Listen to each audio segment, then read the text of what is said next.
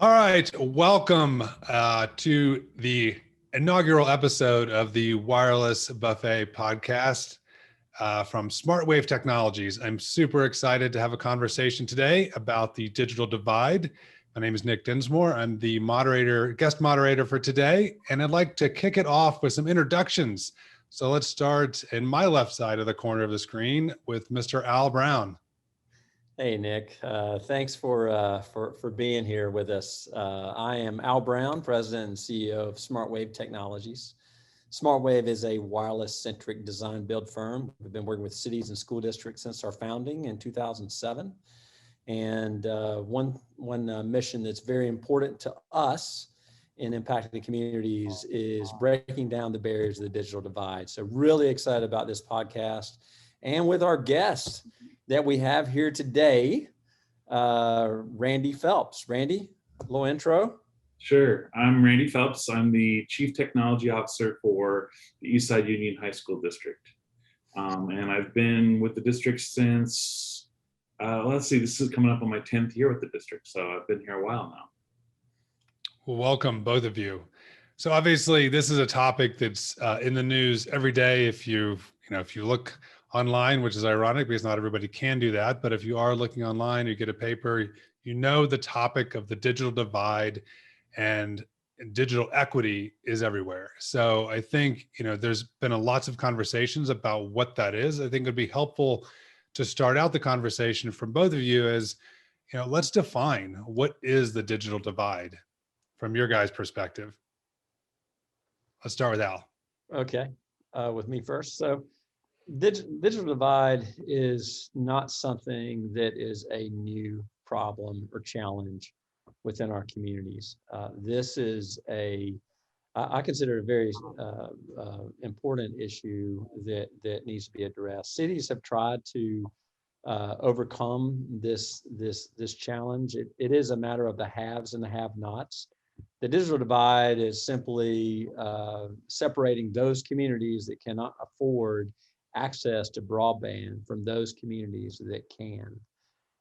We view connectivity in today's society as a utility, just as you need water, power, gas, and so forth. You need connectivity. You can't apply for a job now without connectivity. Online, with education and learning, which Randy can dive into, it impacts your ability to maintain and stay with your peers that may be in a community that has connectivity. Yeah, definitely. If you guys saw the recent stat that said, which this is just mind-blowing, that 10% and a 10% increase in school connectivity can increase the effective years of schooling for children by 0.6% and raise the GDP per capita of a country by 1.1%, which is phenomenal if you think about it, like Wow. How important connectivity is. And I would say, Al, to your point, is it truly the fourth utility? No. Absolutely. It's a smart city initiative that should be on every city manager and council member's agenda. Because if you have a more educated community, you have an opportunity for these individuals to get higher paying jobs, more wages, be able to take care of their families, self-sufficient. And from a smart city perspective, it drives a higher tax basis. So how cities operate are revenue from taxes and other programs to go back into the city. So more police, more fire, stronger, safer city, and that's why cities have a tough time with it. Since I've ever started working with cities in the early 2000s, where they just never had the funding or couldn't overcome the funding challenge to make these networks sustainable. Which makes it very interesting for as we're talking to the Eastside Union and Randy Phelps, these programs started before CARES funds were available to support. So I'd really like to hear from Randy on, how did you come up with this idea? and kind of what started it all. What were you seeing within your school district and the impact it was having? Well, there's a bunch of questions in there, so I'm going to try to answer. Let's unpack it one at a I'm good time. at rambling on. So the first part is, when we think about the digital divide, that is a largely political term. It's never really been adequately defined so that we're all working with the same definition. But it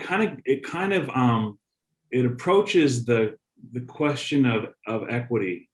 And for me, equity ends up being what's fair. What's fair?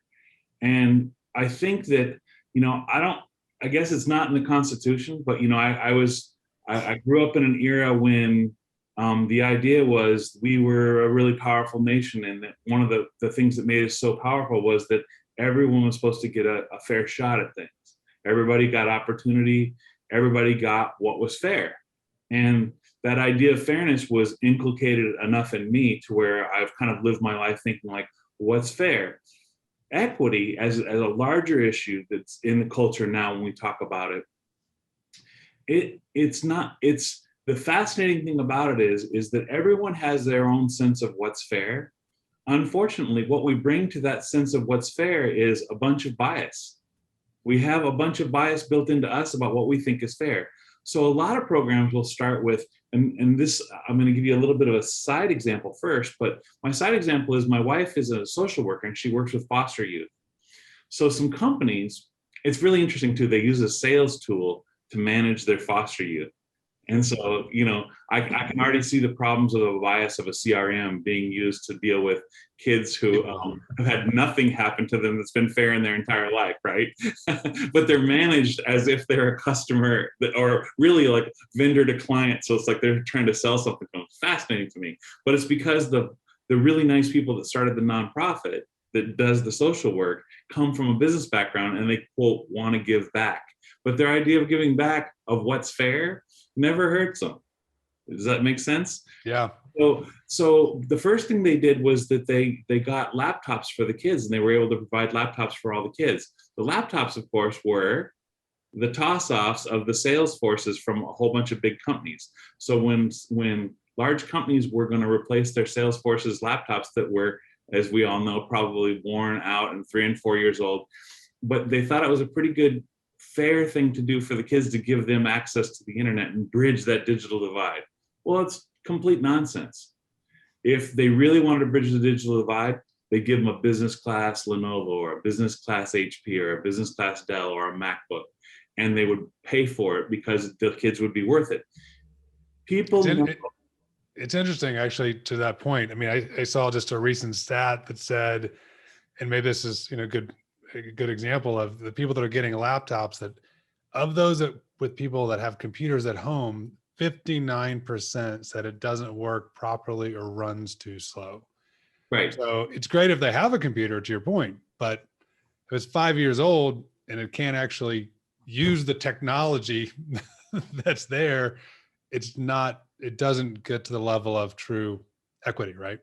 Right. And they do the same thing that we always do to poor people, which is I gave them a perfectly good used pair of trousers or a perfectly good used laptop. How come they're not more grateful, and how come they're not doing more with it? So I knew when I was going to come to work on at this district, I came out of the private sector, but I had lots of public school experience in my earlier life. I was a teacher, administrator, all that kind of stuff. And then I went in the private sector for about 12 years and worked at Apple.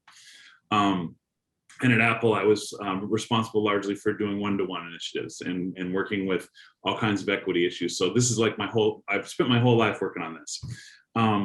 And so the interesting thing is that when I started seeing those laptops and my wife was asking me to help fix them because, I'm a tech guy, I would look at them and go, oh my God. So I knew some of the companies that were involved in the donations, and I knew some of the more senior people at the companies, and I actually contacted them directly and told them how shameful it was that, well, I probably didn't use the word shameful, but I probably wouldn't use the word in a podcast either when I said it, that it was. But I convinced them that it was a relatively low investment to get the kids actually decent stuff and to make sure.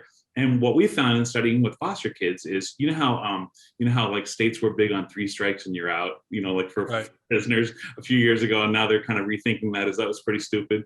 Or like when you were in high school and your teacher said, if you don't pay your taxes, you get in big trouble, but you really don't.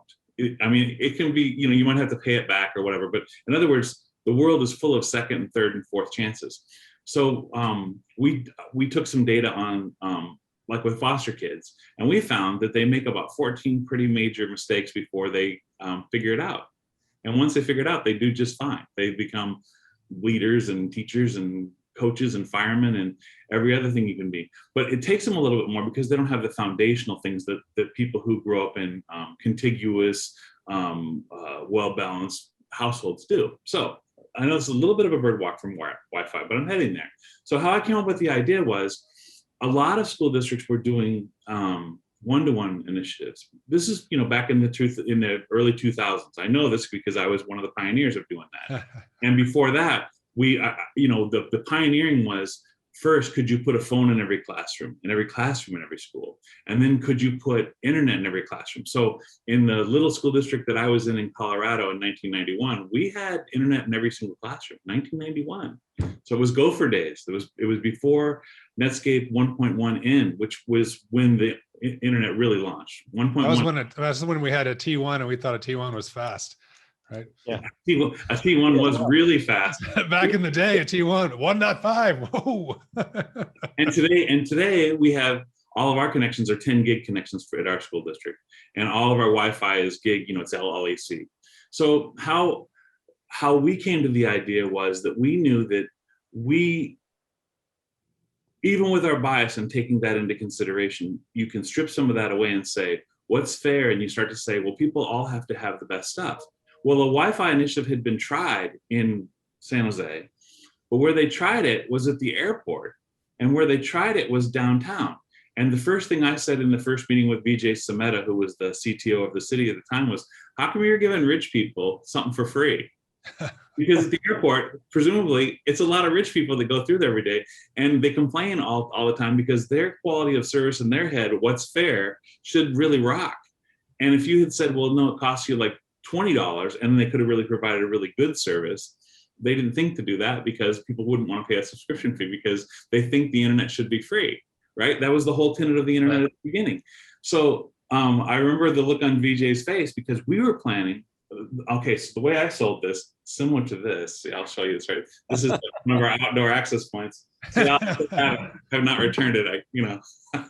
I had a Cisco version of that, and I called every captain of industry that I could think of, and we got together a committee. And I think the leadership of that committee was a guy named Dave House, who was one of the founders of Intel. And Dave is an absolute extraordinary, great man. Humble, never in the news, but always giving money and giving resources. Dave got all these people together, and everybody from, it was like John Chambers, you name it. We had 3 or 4 meetings where I kept holding up this thing and saying, we're going to hang these on the houses of our teachers and our students, and we're going to have Wi-Fi all over the east side of San Jose. And they loved me holding that up. That sold it for them. They were like, oh, it's a real thing. And I said, we'll have a little box and it'll connect, and here's what's going to happen. And I kept it very, very simple. But the idea was that our students would be in a protected state. They would join an SSID that would have their identity attached to it, and it would be safe, just as if they were at school, like what you would do for an executive. We had the Wi-Fi stuff that we put on in our school district had a little connector that would allow us to do that. And then the second thing we did, besides keeping it simple, was we said, we also want their parents, because if you have a kid who's financially impacted, chances are he lives in a family that's financially impacted. So it's not like there's an old joke with David Cross where, he doesn't believe in anything but his son's Amish. And so he always tells his kid, okay, you have to go to bed now because you have to milk the cows in the morning, but I'm going to stay up and use the internet all night. So we knew these families were kind of like this. We also knew that we would force people into being liars, that we've impressed upon our kids to protect their identities. Don't give out your password, don't give in your login. But we knew if they were in a family where they could log in, that their older brothers and sisters and their parents would compel them to give up their username and password. So we're like, let's not create them. Let's not make them into liars. Let's provide either identities for the parents or open it up for the parents. So that's where we decided on 2 SSIDs, one for the parents and the families to use and one for the kids. And that way the community was fully served. So let me ask you this. So, I mean, from a technology view, to your point, I mean, different families have different experiences with technology, right? You're taking a situation where if they are lower income, how do you overcome the, I guess, the awareness of how to use technology, right? I mean, if it's double SSID or even, you know, if you held up the AP, I mean, a lot of people wouldn't even necessarily know what that is. I mean, I remember, dates me, but like being on, you know, listening in on calls and tech support where, you know, people are struggling with what a mouse is, right? Like, I mean, how do you, when you think about the digital equity and as part of the digital divide, if they don't have the knowledge, how did you overcome that? How did you overcome that piece of this puzzle? So a really smart guy, when I was in my doctoral program, stood up in front of the class one day and teaching this class. His name was Dudley Solomon. He'd been a frogman in World War II. And one of the most interesting people I've ever known, just humble and kind. And he said, you know, one thing everyone needs to realize is everyone listens to the same radio station. And I thought, where the heck is this going? And Dudley said, everyone listens to station WIFM. And he goes, and we're all kind of staring at him. And he said, do you know what WIFM is? And we all said, no. And he said, it's what's in it for me. What's in it for me? Everyone's listening for what's in it for me. And he goes, that's not a bad thing. That can be a good thing. You need to provide things for people, whether it's teaching students or whatever, with something that ties into where they see a value, where they see what's in it for them. So for us, knowing that people don't know technology, you know, people don't know how to change a tire till they got a flat. You know, your parents might teach you and tell you, but you know, now what everyone does is they'll pull up YouTube and go, oh my gosh, I got a flat, I'm gonna figure it out. Or they have AAA, right? Or they spend. But for the people who can't, so what we do with our students is we show them how they can get on, and then they're immersed fully in the technology. And the idea is that, you know, that digital divide question you had earlier, it goes to like, have people figured out how to go sit in the parking lot of a school and log on to the free Wi-Fi if they have it? Have they gone to Starbucks and used the free Wi-Fi there? Do they know the public library has it? The answer is that when something becomes valuable to somebody, they're going to be easier to teach. It's going to be a teachable moment. When they aren't, if they, you know, we all have relatives who eschew technology. They're intentional Luddites. They do not care. They don't want to use it. My eldest sister refuses. She finally got an iPhone. And, you know, one day she was telling me about like how, you know, her life is fine. I go, do you realize how financially limited your economic life has been because you didn't embrace technology in the 80s? If you would have embraced it in the 80s, you would have made significantly more money than you're making now. And you're still working. You're well into your 60s and you're still working, and you're going to keep working because you didn't take advantage of that. You made a choice. And she goes, well, I didn't understand. And that's the issue. That's where we have to think. That's where we have to think through, like, how much of it is a choice and how much is, so we provide the information. But by now, the information about the power of the internet is pretty ubiquitous. When you meet someone who's never heard of it or didn't know anything about it, that's kind of an interesting thing. Like, we work through it with our communities. To that end, though, so I want to give you the official answer. The official answer is we have what are called pieces. Communities, they're basically social workers in each of our high schools. And our social workers work with the families to make sure that they're online, to be able to check grades, to call in absences. And so they give them exposure to that. And then we also, on top of that, we host evening classes and things like that for the people who are interested that want to know more. We get pretty good attendance for that. But what we typically find is it breaks just like the rest of society as far as those people who are interested and those people who aren't. One thing I'll also add in there is we allow for YouTube and we allow for Netflix. We allow for those things because we know that the social part, as an example, when I first gave my teachers email addresses in 1992, which is early, I told everyone it's okay to like write your relatives and it's okay to shop. And I've always, in fact, here at the district, we, people want to use their laptops for shopping and Facebook and all that stuff. We encourage it because the more it becomes a normal part of their life, the more they're going to see what's in it for them and the more skills they're going to develop when they go to teach class. And they're not going to be blindsided by LOL or all the different things that happen socially on the internet. So that's kind of how we approach it. Interesting. So let's pivot a little bit to the technology of it, right? So we have, it's obviously the social element of it, the social and unfortunately the political piece of it too.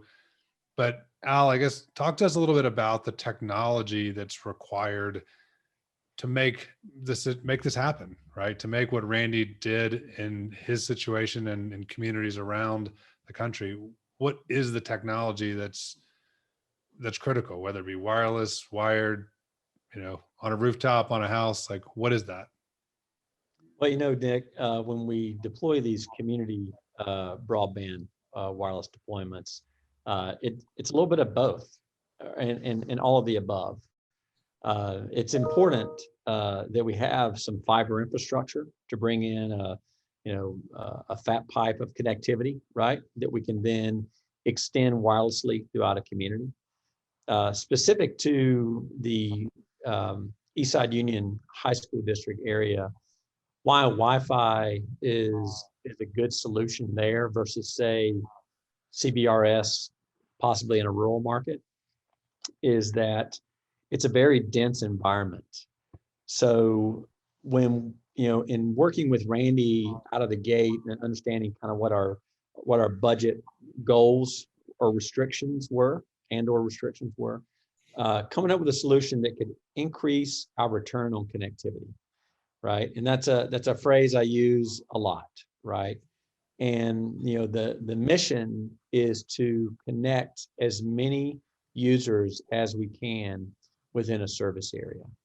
And we know that there's not one silver bullet out there that's going to, or of a technology that's going to meet all the demands of your service area. But with Eastside Union, we were able to make a substantial impact to the number of households within the coverage area. And then Randy, through other programs, supplemented them with Sprint MiFi devices, right? Where we couldn't extend that reach. So, just like we were talking about, or Randy was talking about earlier, with respect to all the things you have to take into consideration, the training and the community centers, right? How to use the devices, how to get access to applications and so forth. It is a program of a lot of moving parts that really helps you pull this off, that Randy has done here. But from a technology standpoint, Wi-Fi, one of the reasons, reason we went down that route is that Randy already had students with Wi-Fi enabled devices in their home. If we had gone with or in their school, if we had gone with a CBRS solution, then everyone that needed connectivity to that network would have to be provided with a CBRS device, with a CBRS radio in it. So there's a whole nother realm of client management that you have to take into account for checking out the devices, just like he's checking out the MiFi devices from Sprint, right? And do you ever get those back, right? Right. But Wi-Fi is probably the most common means of connectivity in the marketplace today. So when it comes to supporting the network, most of your users are Wi-Fi affluent because they have Wi-Fi connectivity in the schools. An interesting thing that happened with Eastside Union, with the very first attendance area, James Lick, is when we configured the infrastructure, the outdoor SSID, it broadcast the same SSID that they were broadcasting within their school buildings. And the way the network was set up, it would direct that traffic to, it would go back to the school district's core infrastructure. So it would go through the filtering, all of their policies that they already had in place. They didn't have to think about, how am I going to manage this? They were already doing it. We just took it and extended it into an outdoor coverage area. Okay, so what's really cool about this, and I tell this to every single person I talk about community wireless broadband with, is that the first month, so we turned on the network the first month, we hadn't even opened it up, or I hadn't even called Randy and said, hey, Randy, the network's out there, you can use it, right? We were going through testing, and in the first 30 days, the analytics, we had over 10,000 unique client devices. Wow. On that, because the kids would take these devices home and they would open them up and boom, they were on the network, right? Because it was just configured like that. And what's even crazier than that, and this is something that, you know, like Randy mentioned earlier, I want the community to use it. You know, there's 2,000 students in that James Lick attendance area, right? So 10,000 unique client devices, you know, some people may have multiple client devices, but they were providing those credentials for connectivity so that their parents and their you know, siblings could use it, because they were starving for connectivity. I just think that's amazing. Crazily, you know, it's an compelling story that, I mean, I just, you know, when you are making an impact to your community, when you are seeing statistics in that manner. So another fun part in that data set was that we watched the usage. So we could watch our usage during the school day on our regular campuses. And then what would happen is when the school day ended, it drops off.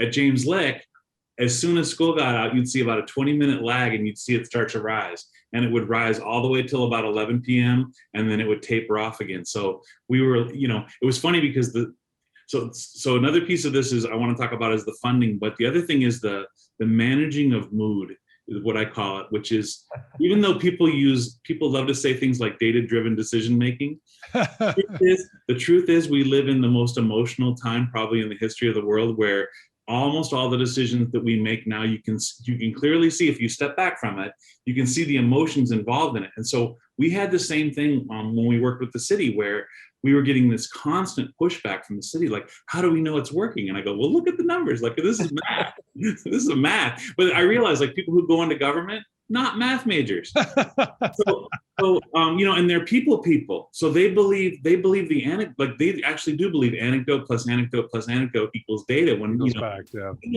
we know it doesn't. But what they kept saying, we want to hear the people's story. So I was like, okay. Well, what was funny was they had one of their people go out and call some local constituents. And the people didn't quite understand. They knew they were from the city and they weren't sure where the magical Wi-Fi was coming from. So when they would ask them, could anything be better? Well, this is kind of like, you know, like if you went to the tire store and the guy said, could anything be better? And you didn't see a bill at the end of it. You're like, yeah, well, shine them up. And, you know, and so they were saying, they were giving feedback like that. So instead I sent kids out with iPhones and iPads, and they interviewed each other. And then we put all that stuff up on YouTube with these kids going, oh yeah, I use the community Wi-Fi at home and everything else. What was interesting was then the city said, we don't know if that's good enough data or not, because the kids were just expressing their opinion. And I started laughing because it goes back to that what's fair thing. Like, in other words, they're not very reliable because, you know, they're kids, or they're not very reliable because other stuff, right? Maybe you need to get them Al's return on connectivity metric, I think. Well, no, they had it, but Al sat in some of those meetings. They would fight us on the numbers. They go, well, how do we know? And I was like, and just recently, you know, we got a new superintendent, and his question was, how do we know that they actually did what they said they did? And I go, well, I mean, we could drive around and look at the access points and count them, which we've done. You know, we know they're there, but the data doesn't lie. And he was like, and when I explained it to him, fortunately, we're really lucky. We had a great superintendent before. We got a great new superintendent. He's like, oh, I get it. That math tells you everything you need to know. Now, on the funding part, so people always ask, how do you fund this? When I've done talks for statewide groups or for different consulting groups, they bring me in to talk about this. And it's really interesting because, unfortunately, a lot of people in my role are technical people, but they're not finance people. And money bores them. And so the WIFM, the station starts to get fuzzy when I start talking about how, and what's sad is the only thing you need to do this kind of a project, because companies like Al's exist, Dan Doherty's companies, there's all these great companies that are out there that do these things, and they're all trusted vendors that you can rely on, that will tell you the truth. They're great to work with, pricing's fair. But the problem is a lot of tech directors just simply don't want to do the money and the politics in order to get these projects done. For us, our superintendent, Chris Funk, at the time, he came in at the same time I came to the district. And we sat down and we called a bond salesman named Dale Scott with Dale Scott and Associates. And we said, hey, Dale, we want to do a muni bond, but we want to do it for technology. Because what typically happens in school systems is almost all school systems finance their technology off of municipal bonds. They're 30-year vehicles. And the challenge with the 30-year vehicle is they buy computers with it. So you buy a $2,000 computer and you pay for it for 30 years. You're like on a 30-year loan. Like nobody would do that. But everybody does that in America. Everybody in America, every school district, no matter what school your kid's in, chances are he's got a computer or has used a computer that's on a 30-year loan. So we thought that was crazy. So we wanted to redesign that vehicle, and we did. So we draw down, we got a bond for $134 million. And then what we do is we draw down as the bond pays off. So if I need, for example, when the pandemic hit, was it lucky? I'm strange to say pandemic and lucky in the same phrase, but I was lucky because it was right when I was able to draw down. And so I chose to draw down $30 million because I didn't know what was going to happen. And I thought, gosh, if this thing's really huge, we might as well at least all go out with really good equipment. But we knew we'd have to buy a lot of stuff in order to like mitigate the challenges, right? The nice thing about it is because our tax base, even though we're on the poor side of San Jose, our tax base is very, very reliable. And so we'll pay that off in 4 years and I'll be able to draw down. Next time I'll probably draw down just 16 million. But that's how we pay for everything, for our internet connection, for our kids' laptops, teachers, all that kind of stuff, the software. And that's how we were able to do community Wi-Fi. Last thing on this, and then I'll stop for a second. One of the things that's interesting is on the SSID for students, it's unmetered. In other words, each kid can get after the pipe as hard as he wants to get after the pipe. And some of the kids are really, really aggressive. They watch a lot of video, they do all kinds of things. We also switched all of our textbooks over to digital textbooks and gave everybody a Chromebook. And what's nice is the library software that used to check out the textbooks now checks out the Chromebooks, and it's managed exactly the same way by the same people. And what's beautiful about it is that when Al asked, do we get the bricks back? So CBRS versus Wi-Fi, what we liked about Wi-Fi was Wi-Fi allows us to give it to everyone, including the citizens. Bricks, not so much, right? You can't support as many people and you have to have logins, blah, blah, blah, blah, blah. The challenge is the city, and this is what's amazing. You know, people who work in city government, they're there to bring change to people's lives, like improve them, everything else. Right. And the people we work with are absolutely fantastic people. They're honorable, they're honest, they're good people, they have the best intentions. One thing I know about people who bring change to the world, they almost always have a spot in them where they're afraid to change. I'm included. And what you have to do is you have to recognize, where is it that I'm afraid to change? And I got to address that, because I can't be a change agent if I'm not willing to change. With the city, the biggest butting of heads has been over the metering or not metering of the general community. Now, I will tell you that at multiple steps along the way, the city was so worried about offering access to the public, they kept trying to throttle it back and say, let's just do it for your kids. And the superintendent and I, to our credit, I believe, said, we will not do this project unless you open it up for the families, because I didn't want our kids to give up their passwords. I didn't want them to become bad citizens in the process. And it would have been all good intentions, right? Classic government program where it could go totally south really easily. The fortunate thing is we did keep them providing the public part of the access. The downside is we have not convinced them yet to unmeter it, because what they're afraid is they'll have runaway data usage. You know, I would say, like, okay, I've even had conversations with them. why don't we pair up? Like I have 10 gig connections, but I have this one connection to the California SuperNet, the digital SuperNet. I can put any box on there. I'll put a 40 gig box on each way. You can tunnel all the city traffic through that. I don't care. Just tell me how you want it. Just tell me how you want it managed. Do you want to filter it or do you not want to filter it? Blah, blah, blah, blah, blah. We haven't crossed that bridge yet, but we're going to. So given that situation, I mean, given your use case and what you were able to do, I mean, you did it with the bond, you did it prior to, I mean, right now, obviously the March stimulus bill that came out gave us $7.17 billion in the emergency connectivity fund, right? Like all that money. And obviously there was CARES money before that. There was RDOF. There's lots of money outside of just bonds floating around, right? There's just, I'd say. But you can't use ECF money for this. You can't use the ECF money for this, really?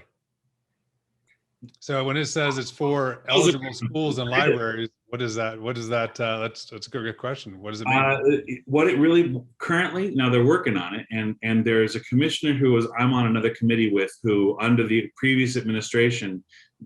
So the thing we haven't talked about, the 800-pound gorilla in this conversation, is one of the fears that the city had, and it was a righteous, real fear, was they had projects going with Facebook and Google and some other private entities and AT&T. One of the things that they had to be cognizant of, because they serve everyone, right? And this is right. One of the hard things about being a city. They had to be cognizant of, if we give Wi-Fi away for free, whose toes are we stepping on in the private sector who sells Wi-Fi to people? And of course, what we are saying is, it's a little bit like the VTA. We did, as an example for the city once, I did, our local transit system. I took their ridership and I took their costs just for fun, like I don't make it on my own time. I took it all together and I broke down for them that it would be cheaper to provide every single citizen who rode the VTA with like a 2004 used Honda Civic that we could get off Craigslist and provide them with a gas card and full maintenance. And it would be about half the cost of running the VTA. Sure, they love that. And of course, they'd have independence. They'd get to do what they want. In other words, they'd actually have equity, right? And of course, when they looked at it, they're like, "Well, yeah, but they just had that awful moment, right?" So on this, it's a little bit the same way. Where when we're going to provide this Wi-Fi, when we first talked about this, perfect is the enemy of done. To steal from Collins's. And Bowdlerize it. So when we talked about this originally, the city's like, well, how are we going to cover everywhere? I go, no, we're going to cover between 70 and 80%. If we can, and then what was awesome was Al and his guys, we said we didn't want to be Nazis as far as, the kids who live close to the school. I don't know where you went to high school, but the kids who live close to the school always had an advantage over the kids who live farther from school.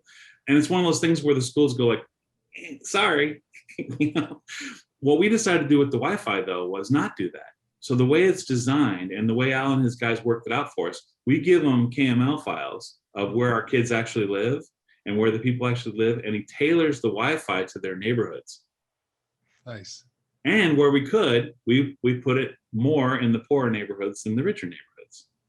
So providing true equity. We're trying, knowing there's probably hidden biases in what we're doing that we need to go back and fix. So every time, people were like, well, when are we going to complete it and make it 100%? We're like, going, what a total narrow view of this. Like the other people we're going to give bricks to. And just so you know too, we got the Sprint MiFi's in the 1 million project, but then under the what's become the ECF, we got both AT&T and Verizon. And now we figured out where the neighborhoods are best for those bricks, and then we would distribute them where Verizon does the best, they get a Verizon brick, and where Sprint does the best, they get a Sprint brick. So all that stuff. The biggest thing is convincing the city to open it up, and that's the push for this year, is to convince them to open that up. That what they'll have a brief onslaught of data growth, and then it'll level out, and we'll know what that looks like, and we'll figure out a way to solve that. And as it is, like. Well, Al, there were two with no fiber. There were two with no fiber. And so there was this whole thing like, oh, we're doomed. And I was like, nah, man, there's there's got to be some conduit there. And so I said, oh, I have 2 friends in the fiber business. It took 1 meeting for me to say, I have 2 friends in the fiber business, and they will put it in because that's how we got our fiber from different places. And then they were like, hey, it turns out the city owns these conduits. And so when I talked to the CTO, who was a very, very, very great guy, he was like, hey, what if we go halvesies on this?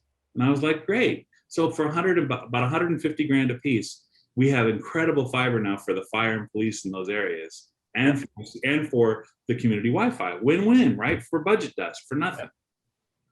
So given what the experience you've gone through doing the funding, what would each of you tell, and Randy, your counterpart at another district, what would you tell another CTO after going through all this and knowing now that there is so much more? I mean, the infrastructure bill it's obviously not passed yet, but what would be your advice? What would each of you tell another Randy to how to help this digital equity issue? So my first really good job out of high school was because I wanted a really, really great guitar and amplifier. I had really crappy ones, and I was resisting getting a good job because you have to do more stuff. But I got a job in long line special services at the phone company for the summer, and I made bank. And the guys there liked me, and they let me work as much overtime as I wanted. So I was getting triple. Oh, this is old days of Pacific Bell, right? So I was getting triple time with meal allotments. I mean, I bought a really nice guitar when I was done. I wasn't that interested in money, but I was really interested in the guitar. And for most tech directors, what I would tell them is I know you're interested in having community Wi-Fi. What are you willing to do to get it? The 2 things you have to have are, you're going to have to pay some attention to the money. You're going to have to go work at the phone company for a while. You're going to have to go badge in. You're going to have to do some of those things. That's not usually the person's first bent. The second thing is that you need to make good partners. And so you need to have a relationship with cities and counties, and you need to have a relationship with the police and the fire department. Not for any other reason than if you pool your monies together and you pool your resources together, you can end up with a great, great, great solution, and it'll serve everyone. And what's great is it draws the relationship. Like, our relationship has grown so much over the years where, we had several new administrators coming into the school district this spring. The city was trying to get the second round of the agreement done. And the politics of that, they didn't get it done when the old superintendent was here. And so the new people came in, they were like, we gotta bring us up to speed here. And of course, one of our attorneys was like, I don't think we can use these funds for this. And I was like, no way. I wrote this bond to be able to do this project, but I didn't say that. I just said, let's talk to the bond attorneys. And it really looked bad for a few days. I don't know if you knew this or not. It really looked bad for a few days that we were going to have to come up with $5 million out of the general fund to do it. And I was like, well, we're not doing that because we can't impact the general fund, because that impacts our regular educational stuff. We can't threaten that on this project. We have to figure out another way. What was great was we sat with the bond attorneys for about an hour and 20 minutes, and we solved all of it. And then when we were done, they were like, yeah, this is great. And what was really awesome about it was I got an even deeper education into bond legal language. So I learned 5 new things that I can do. And what was nice was the bond attorneys were happy to teach me and happy to show me. And they told me it's all legal. It's not sneaky. You're not doing anything that's outside the law. Because that's some of my rules for this project. We can't use only one vendor, one radio, one brand. It can't be an Apple project or a IBM thing, because we have to show that we could do this with multiple things. When I found out that they were going to use Ruckus for the city radios, I picked Aruba for our internal radios. And we have the Aruba controllers talking to the Ruckus things. It's a little bit of extra work. And then on top of that, our filtering is by Umbrella, with Cisco. We've had Juniper routers in here that work with it. What I wanted to build for everyone was an example district where it's not the brand that does the work, it's the people who design it and put it together, and we can make all these things work, and they can work really well. The second thing had to have an identity management component, so we can set up so that if a kid's cross town and he keeps logging into a second machine, like when he's 15 miles away, I want to be able to detect that and figure out who's cheating who. Right. And I also wanted to be able to, if there was a bad actor, we try what we call a loose tight approach to security, where, you know, like in the old Steve McQueen movie, where he's in a German prison camp and he has to go over multiple berms. That's kind of how we set multiple perimeters for our security, so we can kind of see people coming from a distance and we can kind of predict what's going to happen. We do that. That strategy is kind of what we use on everything. Even our AT&T circuits let us know about 2 miles out if we're about to be hit with a denial of service attack, and we stop it there. So multiple vendors, or multiple manufacturers, I should say, trusted vendors. So one of the rules that we have in our district is we only work with people who we like.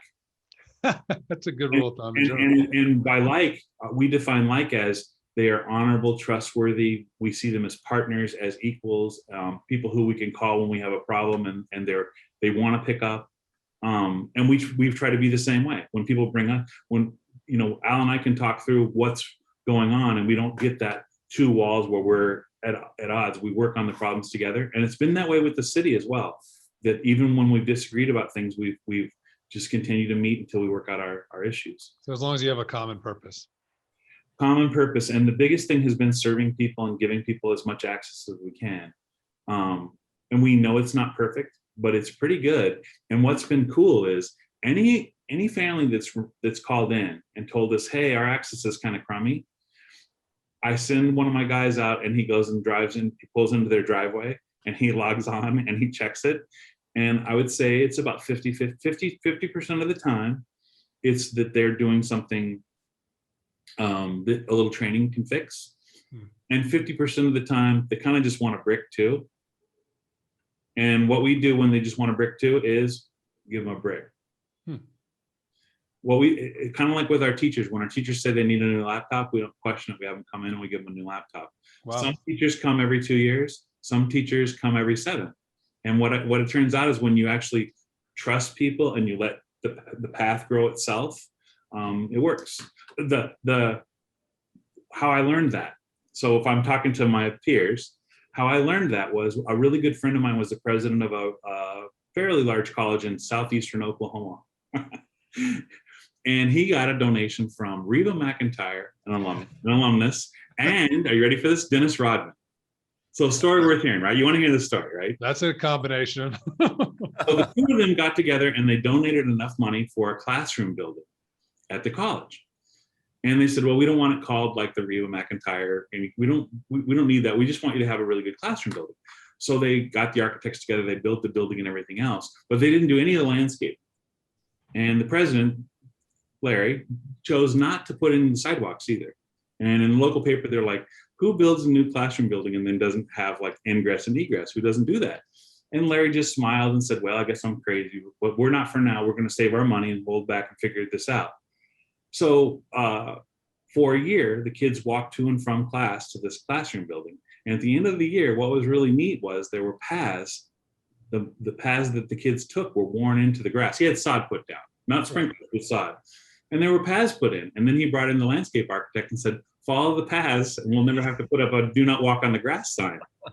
That's genius. So our idea with the Wi-Fi was put it where we think all the people are. And then when we go for the second round, we go to tweeze it up. We're going to find the places that had the most problem. We'll add there.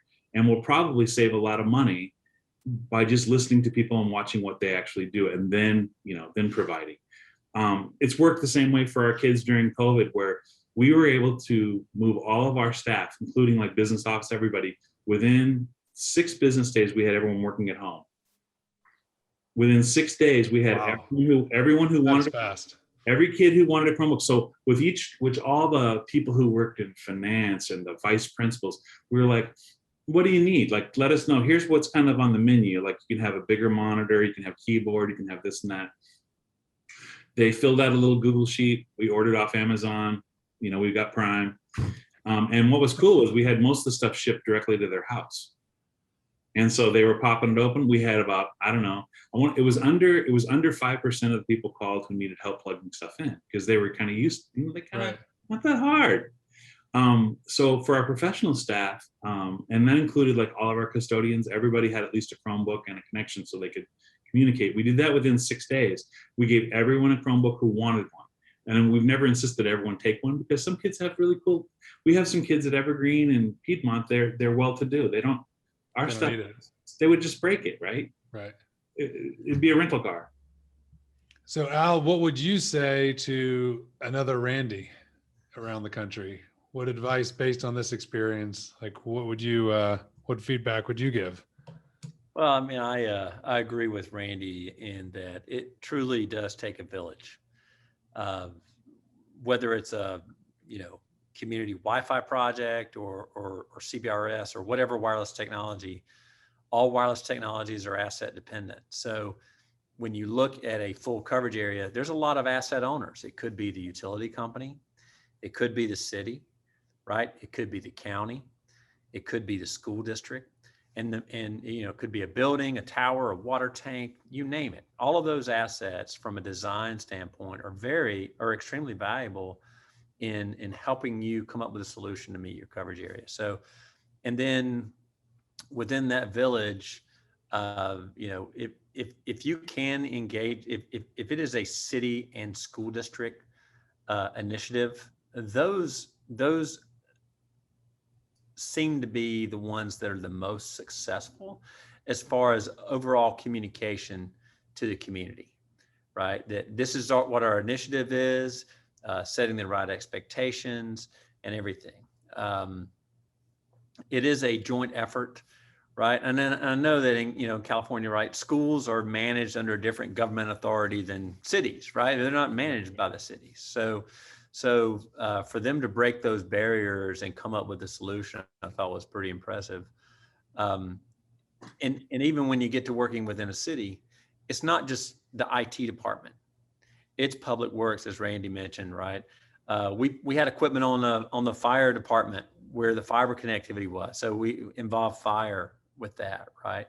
The transportation department owns a lot of the fiber. So that's a different department. And some of these departments within a city don't necessarily communicate with one another on a day-to-day basis. So it kind of as a side thing from this project, Randy, and in my meetings I've had with different city personnel, now they say hello to each other when they get on the elevator at City Hall. Well, because they know each other. My memory of one of the first kickoff meetings was I was told, hey, we're going to bring all these managers from these departments and you need to kind of tell them like why this is good. So I said, okay. So I had to give a little presentation to them. There were 27 different managers from 27 different departments. And so from my previous training when I was in industry, one of my jobs was to figure out who the actual decision maker was. We'd have 10, 12 people in a thing, and you had to figure out who's actually the guy. And it's not the leader. It's not always. Sometimes it is, but sometimes it's a custodian. Sometimes the guy that people listen to. So I looked and I figured out within maybe the first 3 or 4 minutes of talking to those guys, it's that guy. I was watching. He had his arms folded a certain kind of a way. And he just had all the tells, right, that he's the guy. So I spoke to him the rest of the time.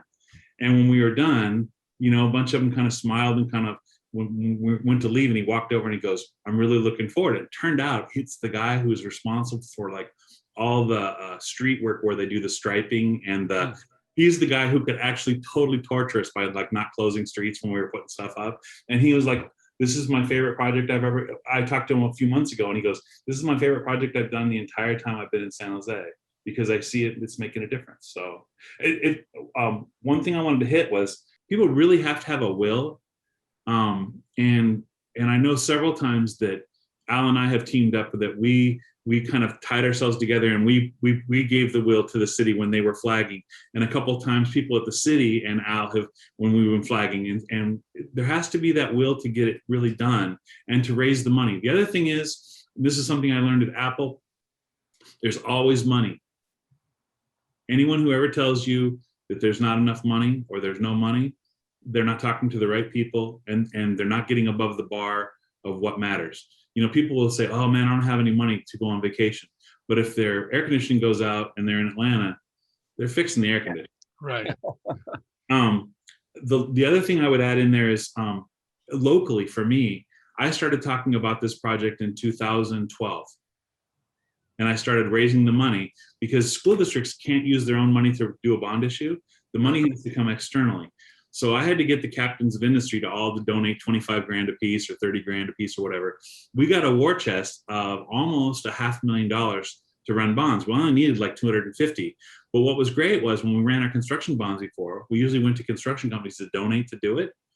And even though it's totally legal and it's totally okay, not having, in other words, I could use the construction companies to run my bond, and I can use our money so that it's completely separate and no one could ever, say anything about it. So that was one thing that we wanted to accomplish, and now we've got that balance, and we don't think that's going to go away. We think that's going to keep going. Everybody at our countywide meetings of all of our school districts, we're in all high school districts, so we have feeder districts, all the elementaries and middle schools. When I first told everyone, they were like, "You're crazy! Like you'll never, too hard." Working with the city, there's every reason not to do it. What's great is now those feeder districts, all but one, and one's saying they don't have enough money, but they're getting pressure from, they're going to have enough money, don't worry. It's going to work out. But all those districts are now going to contribute, and all those kids from all the feeder districts will now be part of the Wi-Fi project, and they're all willing to pay. And what they told me back in 2011, 12 was, you get this going and in other words, we want to go to the amusement park, we just don't want to build it. And to me, half the fun in the world is building the amusement park and then watching everyone have a great time, right? So it didn't bother me, and it was less cooks in the kitchen. And so that's another thing I would to someone else is that pretty much, VJ left early, so it was really just left to Al and I to design what we wanted and just to stick to some very basic principles, which is what I would also recommend. Don't get caught in the weeds, put in an identity management system for your kids. Pick, a reputable vendor who can actually hang the things right on the pole and have it work. Pick known, tried and true technology. That's all simple stuff. Yeah. So keep it simple, but, don't waver, like don't give up, because it takes a while. But when COVID came, all of a sudden, Al, our doors were being knocked. How do we get the rest of these schools done right away when they've been fighting us? And I thought, we saw this coming. We saw not COVID, but we saw a challenge coming, and we knew the challenge that existed. Now it's just for everyone to adopt this and just do it. Don't lose sight of the mission. Yeah. Everyone should have this. Well, guys, I can't, it's hard to believe, but we've actually been talking for over an hour about the digital equity and digital divide, which is, and Randy, honestly, what an amazing story of to your point, I mean, sticking to the mission, sticking to the purpose. And what I actually get out of it too is if I would, tell other people, it's the doggedness. You clearly didn't give up. You and Al both continued to push. And obviously, if there's one, I say not a benefit of COVID, but clearly COVID did force the issue with this, brought it to the public, right? I mean, a more public, more, rapid fashion. So as we close out this discussion, is there anything when you think about this return on connectivity, you think about the digital divide, parting thoughts for what should somebody do in the next 30 days? There's a lot going on this summer. There's a lot of funding. Is there anything you would say, wow, either Al or Randy, like in the next 30 days, this is what we should be thinking about as communities? I think the biggest thing would be, the thing that popped into my mind was anyone who's in my role should absolutely 100% reach out to their superintendent and to their school board and ask, and I would approach the school board members individually. I would contact every single one of them and talk about the importance of the home school connection and how important it could be if the entire city were connected, and how we could how they could work to build the bridge with the city or the county that they're in to get this going forward. And then the other thing I would do is I would probably contact the CTO of the city and ask them if they'd be interested in having a conversation about how they could work together to provide Wi-Fi for everybody in the town or the city. I would do, and it's easy. Those are all easy connections. You have to do at least 1 or 2 follow-ups to actually get the person. But once they know that you're a real person and you really do want to talk about it, and you're serious, they'll follow through.